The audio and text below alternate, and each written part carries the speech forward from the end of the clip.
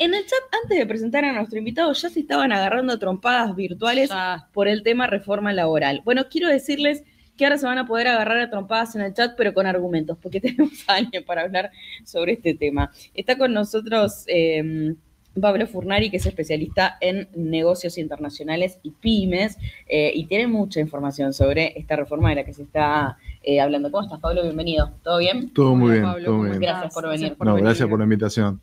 Bueno, viste que... Bueno, no sé si voy a dar muchas soluciones para que no se maten a piñas, pero bueno. Argumentos, al menos. Ya, viste, es un cambio. Bueno, a ver, la semana pasada hablábamos de la reforma laboral, pero con la necesidad de que el gobierno sí o sí generara consensos y diálogos, porque esperábamos otro resultado electoral. Ahora el gobierno llega con mucha ventaja, obviamente, y eso posiciona sí o sí a partir del 10 de diciembre reformas de segunda generación que incluyen a la reforma laboral como una de las predilectas. ¿Qué crees que puede llegar a ocurrir? Digo, ¿va a pasar esto que de un lado dicen, si no hacemos la reforma laboral se funden todas las pymes, y en la vereda enfrente dicen, vamos a trabajar 12 horas y nos van a dar latigazos? Totalmente. todo pero en este país pasa todo, siempre claro. es, o sea, un extremo, otro extremo. Obviamente que tiene que ir de la mano de estar las cosas bien informadas, porque por eso pasan estas cosas, ¿no? Entonces, hay una cuestión que sí está dentro de la agenda, la nueva ley laboral, con esta cuestión de la fijación de los salarios en base a la negociación privada que hagan entre un empleado y un empleador. Obviamente que hay una cuestión de fuerzas y de paridades distintas en ese sentido.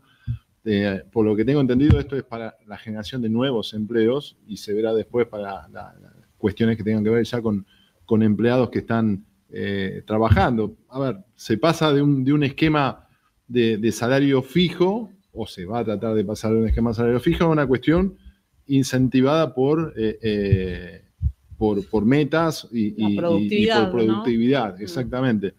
A ver, yo creo que dependerá de cada sector. Lo que promueven con esto es tratar de generar más empleo, que no haya tanto empleo negro, o lo que se pretende, ¿no?, hacer con esto, que las empresas puedan pagar lo que pueda pagar en virtud de la estacionalidad del sector, el tema de las economías regionales, sectores como el turismo. Ahí está buenísimo que profundicemos, ¿no? Porque dentro de los salarios dinámicos, ¿no?, que es la frase que se conoció, sí, la que fue Cordero se también, popularizó. ¿no? Ahí hablamos de que en lugar de un piso va a haber un techo.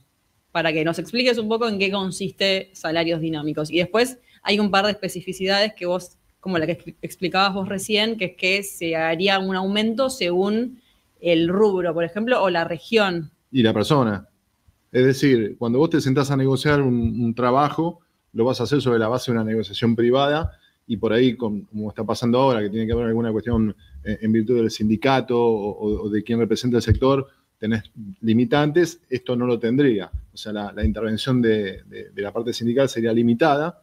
Esto ahora, ¿no? Porque después están las negociaciones y lo que quede en limpio. Esto es el papel ahora. Es el papel ahora. Y lo que trata un poco es de dinamizar un pedido de los empresarios, especialmente en el sector pyme, de que no sea tan complejo contratar gente, que puedan también adaptar sus planteles a estacionalidades, porque, a ver, dependiendo de los rubros, uno puede estar arriba, abajo, dependiendo de la época del año, depende de dónde esté en el país, depende si que estás en el agro y no tuviste una buena cosecha y no podés sostener. ¿No?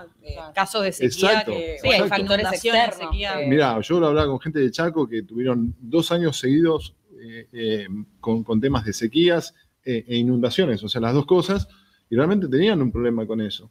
Entonces, yo creo que lo que apunta a esto es a generar empleo, más allá de estos extremos, de decir, bueno, me van a hacer laburar 20 horas al día. No, depende, porque si vos estás negociando para entrar en un trabajo y no te conviene, sacando que tengas una cuestión absolutamente que no te quede otra opción que elegir eso, es una negociación, ¿no? Y hoy hay cierto cambio de paradigma, especialmente con la gente joven, y esto me lo dicen muchos empresarios, tal vez en el sector tecnológico mucho más, que un poco las condiciones las están empezando a poner en cuanto a si van todos los días o no, en cuanto a si tienen vacaciones, cuánto tiempo, en cuanto a cuántos días van a estar trabajando, la gente joven que entra a trabajar en las empresas. Esto es una tendencia, obviamente, que lo que acentuó esto o el cambio de paradigma fue la pandemia, que vimos que podíamos trabajar puertas afuera y con un cambio cultural y que no pasa nada.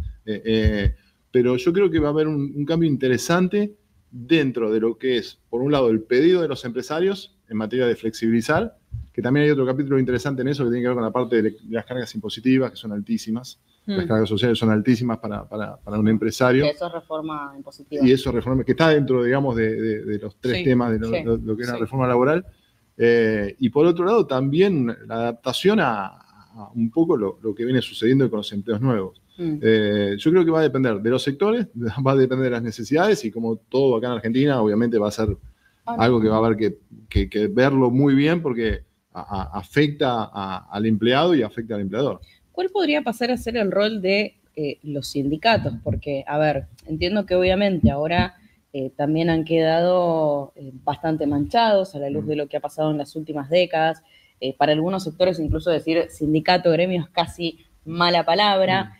Entiendo también por qué ha pasado eso, pero también digo, mirando el otro lado de la moneda, por algo surgieron en algún momento los sindicatos y los gremios, digo, porque en algún momento de la historia también el trabajador, digamos, sufría abusos, digo, ¿no? Entonces, ¿qué rol pasarían a tener los sindicatos?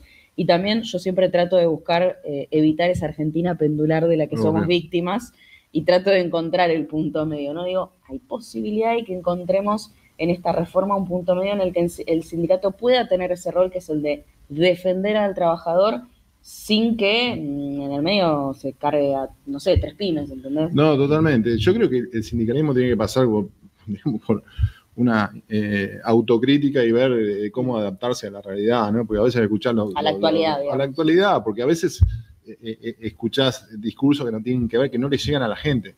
Y vos no te sentís representado por lo que dice alguien que está hablando de una Argentina hace 50 años atrás o 70 años atrás, cuando realmente los sindicatos tenían un peso importante y jugaban un rol decisivo. Yo creo que están, por lo que uno lee, yendo en ese camino de ser un poco más modernos, de llegarle un poco a la gente, de tener un poco más de una cuestión de que el trabajador se sienta representado realmente, no por una cuestión de que te tenés que afiliar a un sindicato porque estás en un sector determinado y no te queda otra, sino que haya una representación. Yo creo que ese es el dilema puertas adentro que van a tener que debatir dentro de los sindicatos para llegarle más a la gente. Hoy la clave es cómo le llegás a la gente, ¿no? Si vas por el discurso de Brian o Perón, ¿viste? O sea, eso no lo entiende nadie. O sea, sacando que tengas un poco de... No terminó funcionando ahora en la campaña.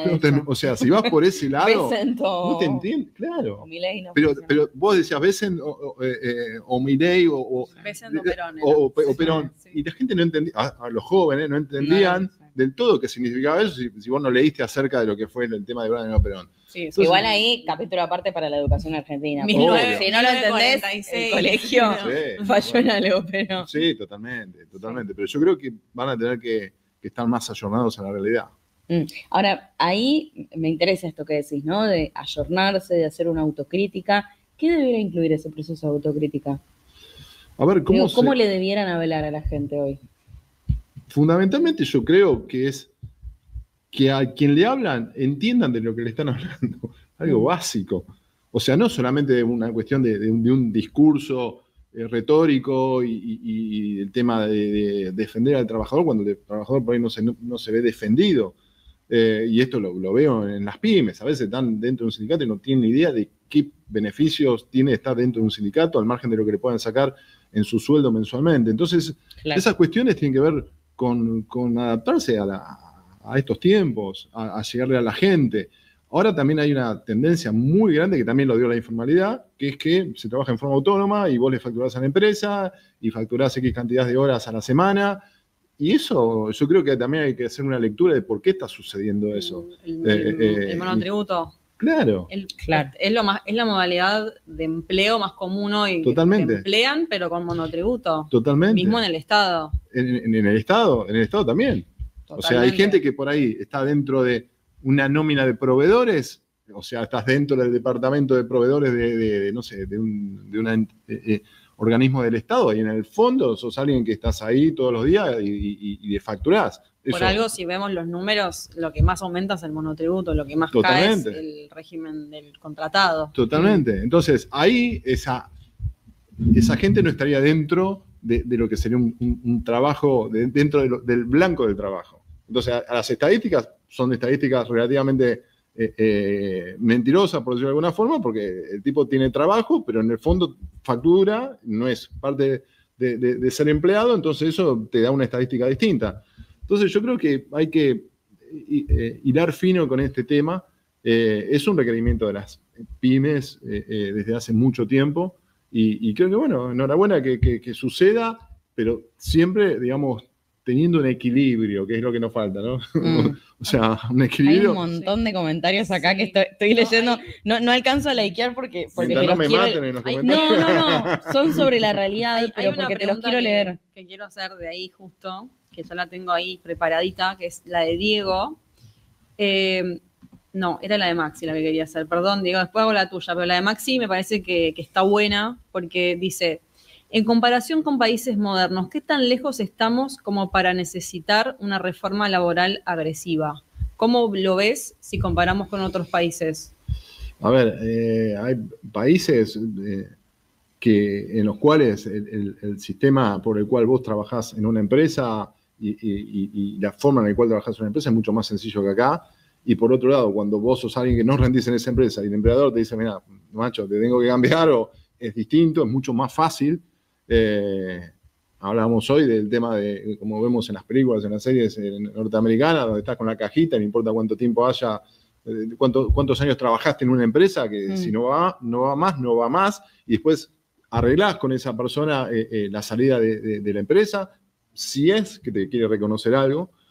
O sea, realmente Argentina es de lo más complejo hoy por hoy en materia de empleo. Realmente es de lo más complejo. Por laburo me toca viajar y conocer otras empresas y pongo ojo en esto porque es parte también de la estructura de costo de una empresa. Totalmente. O sea, Argentina es cara en todo. Entonces, vos tenés que ser competitivo. Si vos tomar un empleado para un proyecto nuevo te va a implicar, sin saber que ese proyecto te va a dar resultados o no, o sea, que estás haciendo una inversión, una apuesta en alguien, formándolo y de golpe el proyecto no resulta y vos llegaste hasta un punto porque como pyme tenés recursos limitados y no va y tenés que tomar la decisión de no trabajar más con esa persona, no puede ser un problema, un karma para el empresario que todavía que invirtió no le fue bien y tiene que prescindir lamentablemente de una persona porque no lo puede seguir sosteniendo, que a su vez se coma un juicio porque no puede, digamos, darle a esa persona lo que pretende.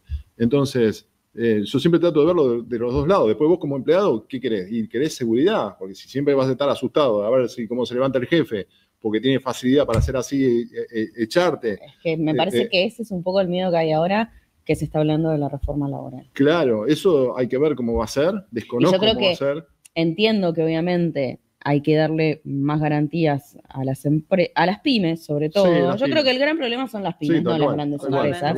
Son las pymes. Hay que darle garantías a las pymes para que puedan generar más empleo, porque son las grandes generadoras de empleo en la Argentina, pero también hay que generarle ciertas tranquilidad. O sea, si vos tenés un buen recurso, es decir, una persona, mirá, hay Drucker, que es un poco el padre del management moderno, definía, vos tenés dos tipos de personas dentro de una empresa, el trabajador del conocimiento y el trabajador manual. El trabajador del conocimiento es la inversión que vos haces en una persona porque lo considerás que de acá es una persona que va a valer el día de mañana mucho más de lo que vale en la actualidad. Y después tenés el trabajador manual, que son básicamente gente que vos tenés en una línea de producción que podés sustituir una persona con otra y no te cambia demasiado la ecuación. Entonces, el desafío es justamente llevar mucho más gente a ser empleados del conocimiento que empleados manuales, ¿no? Y eso es una inversión que hace el empresario en materia de formación, capacitación y demás.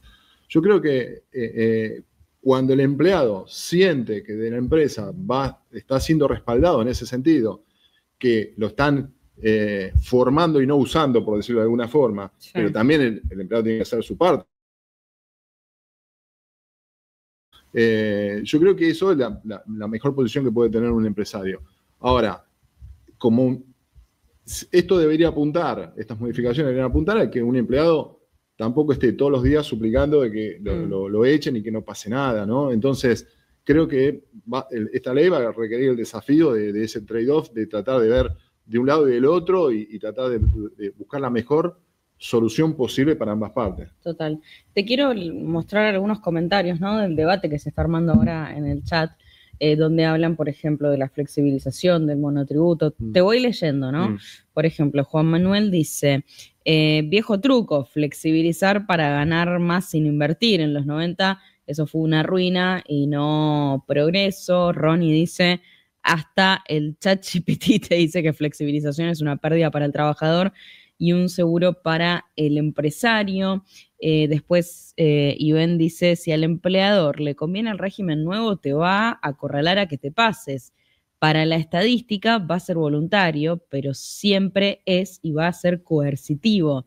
Lo de la negociación privada termina siendo chamullo, ¿no? Esto un poco sobre lo que es flexibilizar. Y ahí viene, cuando hablas de flexibilizar, el tema monotributo. Que acá hay miradas distintas. Por ejemplo, nos dice uno, el monotributo es la mejor modalidad y más barata, deberíamos ser todos monotributistas. Por el contrario, opina acá, por ejemplo, no alcanzo a leer, sí, es un nombre raro, pero dice, yo trabajé por monotributo 15 años, una vez que caes ahí, no entras más a una empresa.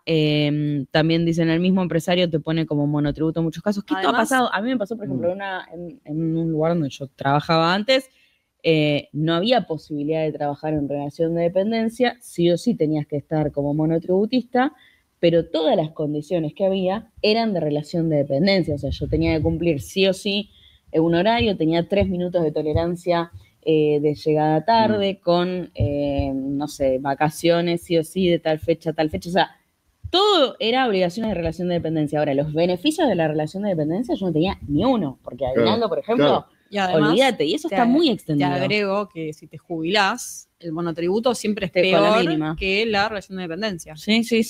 Que eso yo también lo vengo hablando. Ahora, este año muy asustada por lo que me decían muchos, me terminé metiendo en un plan de seguro de ahorro yo propio, porque todos me decían, vos monotributista toda tu vida. Sí. La verdad que vas a tener una jubilación de mierda. Sí, tenemos. Si el sistema aguanta y cuando nos jubilemos hay una caja previsional. Claro, tal cual. Toda mi vida fue autónomo. O sea, autónomo. Siempre trabajé en forma independiente y es lo mismo. Es decir, yo sé que el día de mañana no voy a, pero una vivir cosa de es que vos lo elijas. Claro, y otra cosa es que te obliguen a eso, que te sometan a eso. Exacto. Que es lo que a muchos nos ha pasado. Sí, yo 11 años estuve en esa situación, hasta que, bueno, nada, me fui. Hoy, no sé, después uno, a ponerle, hoy me conviene ser monotributista porque uno como periodista va haciendo este tipo de laburo, no estás 3 horas en un lugar, 2 en otro, etcétera. Bueno, es lógico que uno lo haga. Pero yo me acuerdo que en ese otro trabajo tenía que cumplir 8 horas, 3 minutos de tolerancia, no sé qué, no tenía aguinaldo y la verdad que fue un sometimiento. Es que se aprovecha de la vulnerabilidad que vos tenés en un momento determinado. Vos querías ese laburo, obviamente desconocías muchas cosas que hoy conocés y te llevan para ese lado y decís, mira, estas son las condiciones de laburo, ¿aceptás o no lo aceptás? Mira, te va vos, entra otra persona. Y debo decir que fue en el Estado también, ¿eh? O sea, el Estado es el primer negrero. Tal cual, pero coincido totalmente. O sea, hay una cuestión, conozco mucha gente que está en ese... digamos, en esa forma de trabajar.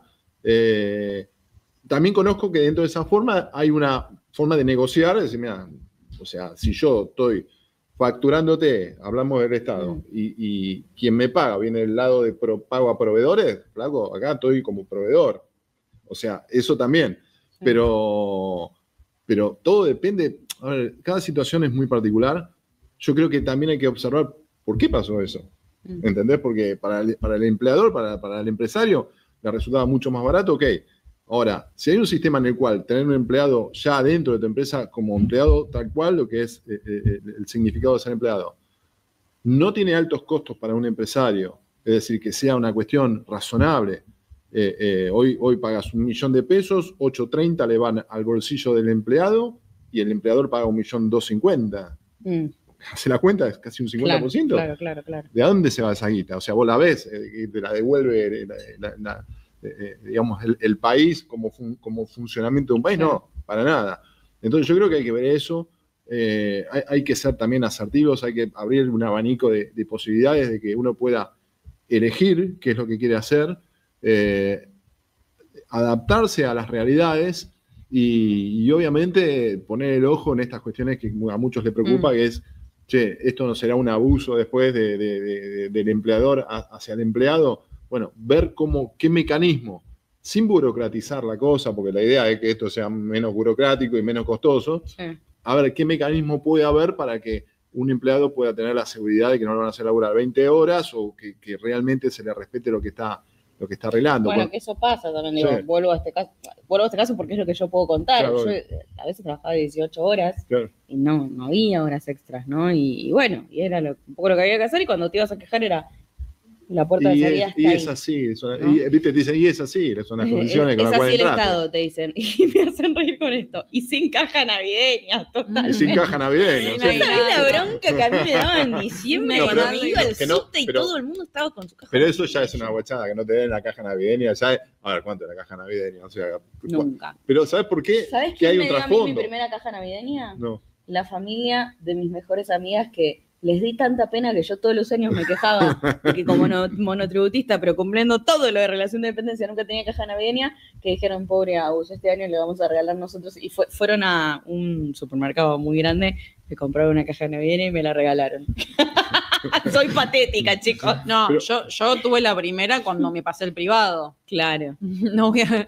Cuando trabajé En en el el Estado. público, monotributo y ni una caja navideña, chicos. A ver, si nada. hacían alguna fiesta de fin de año, seguro que tampoco te invitaban.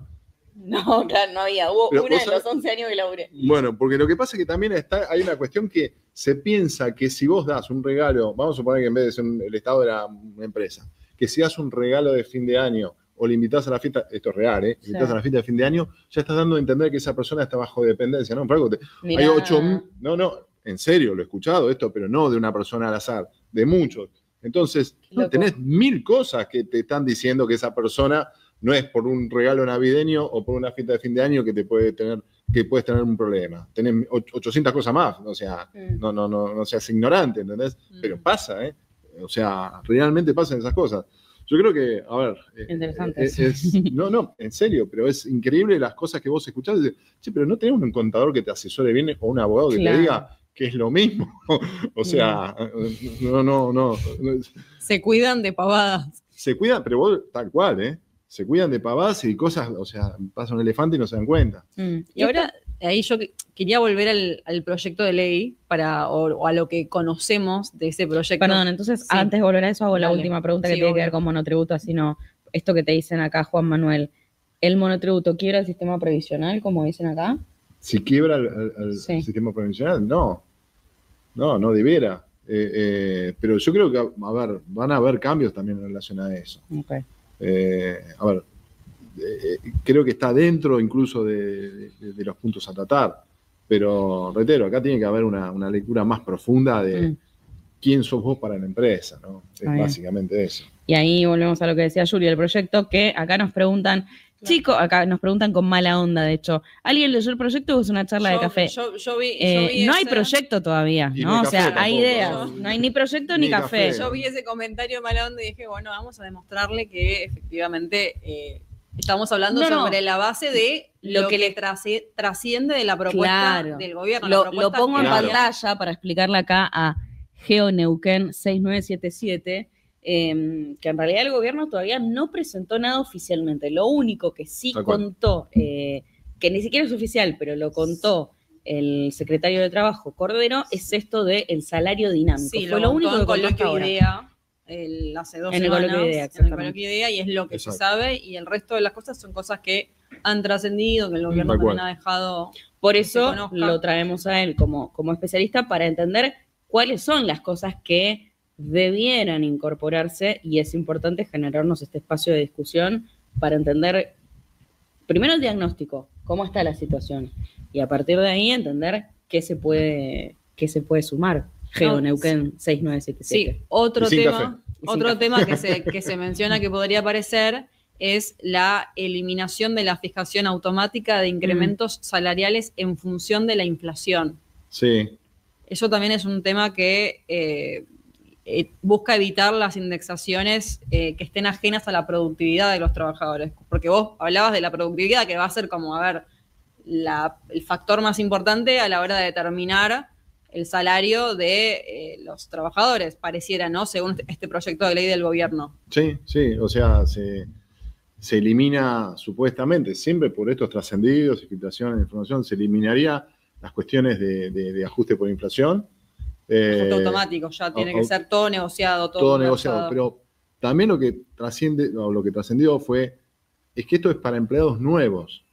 Y como en una segunda instancia son para los que ya están trabajando en la empresa. Es decir que todavía no deberían preocuparse demasiado en el sentido de que te van a cambiar las condiciones laborales. Porque el que debería preocuparse en primera instancia es la persona que va a entrar al mercado laboral. Exacto, o el que está buscando un trabajo nuevo y que cambia de una empresa a otra, se le plantearía la situación de tener que negociar. Entonces ahí también hay cuestiones que tienen que ver con tu valor, con el conocimiento que tengas en el trabajo que te estás ofreciendo versus lo que te pueden pagar.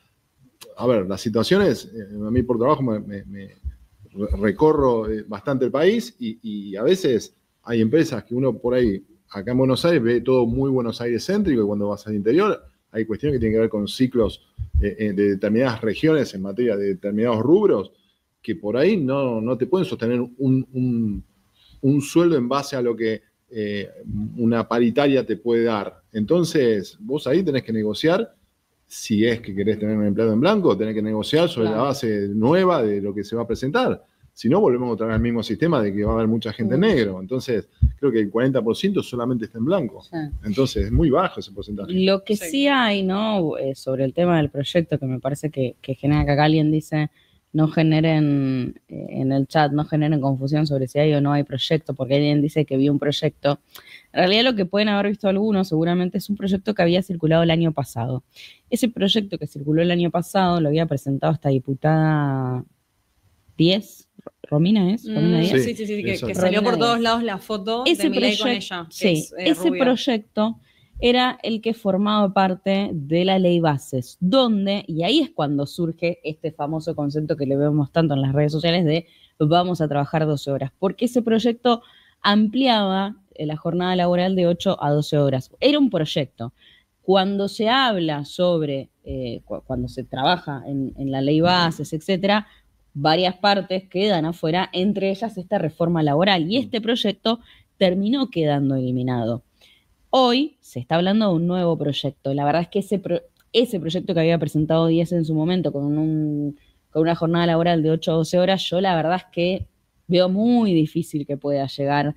No creo que el gobierno trabaje sobre ese proyecto, sino que van a crear un proyecto nuevo, porque la verdad es que, hoy, sobre todo hablando de esto, de que necesitan generar consensos, porque es lo que le está pidiendo el Fondo Monetario Internacional, porque es lo que le está pidiendo Estados Unidos, la verdad es que veo muy difícil que se sienten a discutir, por ejemplo, ampliar la jornada de 12 horas. Era un proyecto que no tenía mucho sentido. No tenía sentido. Pero ¿de dónde sale el fundamento para ampliar de 8 a 12 la jornada? No, se le ocurrió a la diputada.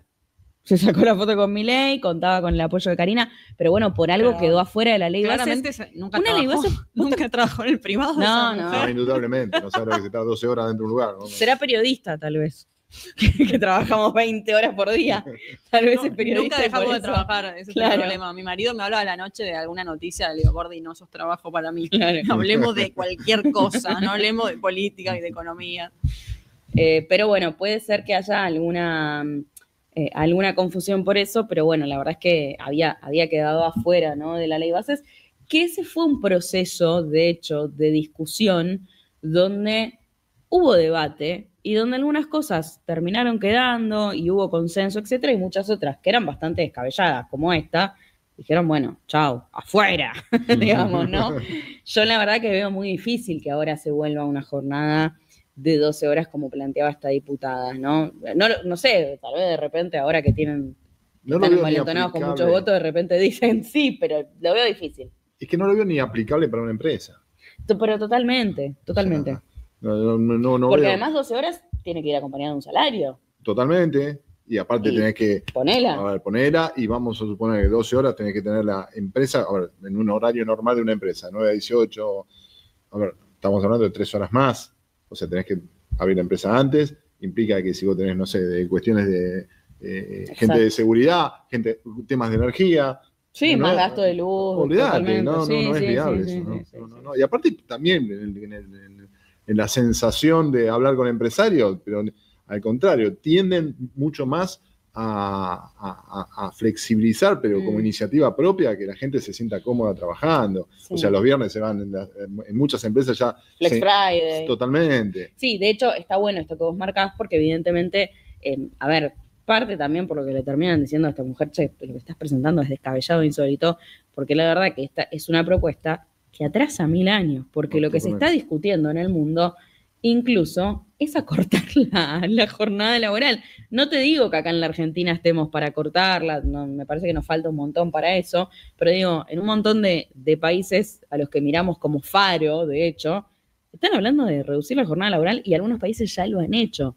Reitero, no digo que nosotros vayamos a hacer eso, pero duplicar casi la jornada ya me parece como la mitad del día trabajando, claro, básicamente. No, y aparte otra cosa, que hay empresas en el interior que hacen un corte a la tarde. Sí, claro. Bueno, yo soy del interior, la siesta. Bueno, claro. Y después volvés a las 5. Se corta 12, 12 y media, vas a comer, dormís la siesta, volvés a las 5 y se sigue hasta las 8 o 9. Exacto. O sea, son otros horarios. ¿Qué haces ahí? Trabajas hasta la 1 de la mañana. Claro. O sea. Y además, otro tema que se plantea dentro de este borrador que circula es la validez temporal de los convenios colectivos, que lo que plantea el gobierno es acortar la vigencia de las cláusulas económicas, o sea, que se pueda renegociar más seguido, que esto no permanezca. ¿Cómo lo ves eso? A ver. Yo lo que a priori lo que pienso es practicable porque se plantean muchas especificidades, como, bueno, la región, el caso, sí. Lo que vemos de la propuesta es como que obliga a ir casi caso por caso. Sí. Y eso es practicable porque también va a generar un insumo de tiempo, de reorganización, un montón de cosas. A ver, teniendo en cuenta que supuestamente para la gente nueva, te va a llevar a un terreno en el cual después vos vas a tener cada vez una masa laboral más grande en base a que vas teniendo cada vez más gente, si te va relativamente bien. Yo creo que, digamos, en la realidad sucede que vos negocies cada X cantidad más en una economía como la Argentina, con inflación, que estés negociando, te diría hasta menos de 6 meses. O sea, conozco empresas que se sientan con los empleados cada 3 meses. A ver, no sería una dinámica muy, muy distinta a lo que sucede ahora, sacando en el Estado, que el Estado tiene otra dinámica, ¿no? Hay que ver también cómo aplica esto para el Estado. Porque en el Estado es que van a sentarse a negociar con cada uno, va a ser un poco complejo. Es más, creo que dice poco y nada, por lo menos lo que va trascendiendo en materia de los empleados del Estado. Sí. Pero en la dinámica de una empresa pyme, para empleados, ¿no? Ya para directivos, gerencias y esas cosas. Es como que vos te sentás a hablar y ajustar y ver cómo podés agrandar un poco el combo de lo que le das a tu empleado, por lo menos las empresas con las cuales me toca interactuar. Eso es una constante. Yo creo que esto no cambiaría, es una percepción mía, no creo que cambiaría demasiado la dinámica relación empleado-empleador. Clarísimo. Acá, bueno, por ejemplo, ponen el caso de Grecia, ¿no? Que se habló mucho en el último tiempo. En Grecia habían aprobado una de 13 horas, pero no es para todos los trabajos, se fue muy criticada, se generaron varios paros. El caso de lo que ocurrió con Grecia es que se aprobó esa jornada de 13 horas, pero no se podía hacer de forma continua, solo se aprobó para hacer un mes al año, 30 y pico de días al año, o sea, como decirte, no sé, 35 días al año podés hacer una jornada de 13 horas, o sea, imagínense lo duro que es tener a alguien trabajando 13 horas que solamente se puede hacer 35 días al año, ¿no? Después es verdad que hubo muchos paros, etcétera, no sé si efectivamente terminó quedando firme o no, pero bueno, lo que había terminado o lo que se aprobó, digamos, tenía que ver con eso. Después, pobre los países de África, porque acá todos ponen ejemplos de África como vanguardia no, los únicos países que aumentan la jornada laboral son los africanos. No es tan así igual, hay algunos países de África que tienen jornadas laborales un poco extendidas, pero no es tan así. De hecho, estamos más complicados acá. Ahora con esta diputada que nos quería poner 12 horas, sí. Y está más complicado Grecia, por ejemplo, que lo que están muchos otros países de África, que no es que estuvieron experimentando en el último tiempo una así un crecimiento muy fuerte de horas de jornada laboral. Pero tenemos como ese estigma, viste, de que África esclavos. Ya eso es de No, hace vos mucho sabés tiempo, que chicos. el tema de África, cuando a veces me preguntan las empresas dónde empezar a exportar, a dónde ver que no vaya nadie, África. O sea, África no es lo que vemos, ¿viste? No, en la totalmente. serie, ¿viste? O sea, ojo con eso, Sí, ¿entendés? sí. Hay una realidad. Hay que sacar Sí, el estigma, es sí. a ver, es un preconcepto que muchas veces hay cuestiones que validan eso, pero no es lo que nos imaginamos, ¿viste? Que es estar en África y en África como todo, como si Latinoamérica fuese todo igual, ¿viste? Esas grandes Claro, bolsones no. de Es un definiciones. continente muy grande Claro, y cada obvio, país es muy obvio. distinto. Pero yo creo que en África hay muchas, para empresas argentinas hay muy buenas oportunidades. El tema es que son mercados no tradicionales, que nadie va porque no es glamoroso. Es así. Vos vas a una feria en Alemania o en Estados Unidos o en Oriente, te atrae porque son las más reconocidas, tienen mayor publicidad y demás. En África no es así. Bueno, pero sabemos que demográficamente el continente que más va a crecer en los próximos años va a ser África. Sí. Que hay una clave también. Sí, totalmente. Es un punto a mirar, ¿no? Evidentemente.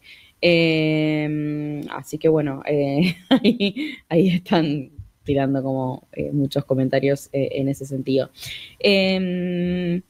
¿Crees que efectivamente puede haber algún punto en común? Digo, porque esta va a ser una discusión que va a estar muy atravesada por lo ideológico, claramente. Seguro. En esa discusión ideológica, ¿va a haber algo en lo que puedan ponerse de acuerdo? A ver, es un país muy complejo, Argentina, es siempre a todo o nada, es muy bipolar, muy histérico, se tienen que poner de acuerdo. O sea, una muestra de madurez es también que la política muestre de que se pueden sentar a discutir un tema que atraviesa, ya no tiene que ver con cuestiones partidarias, sino con cuestiones ni políticas, sino con la ciudadanía, y algo tan delicado como es un tema del empleo. Yo creo que ahí va a tener que mostrarse realmente para qué estamos en materia de madurez desde lo político. Yo creo que es un desafío, pero que por lo que es Argentina, pero definitivamente tenemos que empezar a ser más maduros, ¿no? Yo creo que nos falta mucha madurez, no puede ser todo tan histérico. Lo que le pasa a Argentina en un mes le pasa a un país en 3 años. Pero es realmente, hoy mismo con el tema de que había aumentado un poquito el dólar, ¿qué pasó? Aumentó el dólar un poquito, después bajó. Bueno, todo parece un debate constante de mucha tragedia y mucha velocidad, y hay que calmar un poco. Y eso también es de la forma en la cual la política en general tiene que calmar a la gente, ¿no? O sea, están para dirigir un país, gobernar un país, pero también para dar un poco de tranquilidad a la gente. Queremos un poco de tranquilidad, nos merecemos un poco de tranquilidad. Cierro con este comentario que dejan acá, y que yo creo que también es un miedo que pueden llegar a tener muchos. Dicen: ¿en qué país desarrollado quieren ser todos monotributistas? Los yanquis se sorprenden al ver que en otros países no te echan por enfermarte o estar embarazada, que acá, Yuri, vos que viviste unos meses allá lo podrías contar mejor, pero bueno, una de mis mejores amigas que vivió como 5 o 6 años en Estados Unidos me contaba esto, ¿no? Que para ella era un problemón, por ejemplo, si se enfermaba o lo que sea, porque bueno, en los días por enfermedad no los tenés, y volvieron acá porque querían ser padres. Y allá la licencia por maternidad o paternidad no existe. Y creo que hay miedo también de que existan acá retrocesos en ese sentido. Yo creo que son avances que acá puedas tener una licencia por maternidad. Total, es poblar la tierra, sí, digo, ¿no? O que puedas tener una licencia porque te enfermaste. Totalmente. Y que en eso no hay que claudicar, no hay que retroceder. No, en absoluto. A ver, por eso creo que esto va a requerir de mucha maduración, de ver qué hacen bien los que les va bien. A ver, si tanto estamos viendo afuera para ver detrás de cosas, bueno, a ver, no creo que sea un modelo único que tengamos que seguir, sino que ver qué cosas funcionaron y qué cosas funcionan en virtud de cómo somos en Argentina, ¿no? Porque esa también es otra cosa. Hay cosas que son afuera aplicables por la cultura, educación y un montón de otras cosas que en Argentina no serían aplicables. Entonces, obviamente, esos derechos ganados no tienen que ser de ninguna forma retrocedidos. Es clave. A ver, yo también tengo gente amiga que está en el exterior y es tal cual, eso no existe, y bueno, esto no es tu problema. Básicamente es tu problema. Acá yo creo que se tiene que ver eso. Creo que tenemos una idiosincrasia por ahí un poco más sensible dentro de las cosas buenas que podemos inventariar. Creo que eso no creo que se llegue a eso. Creo que la misma sociedad no va a permitir que se llegue a ese retroceso. Por eso hay que ver qué pasa.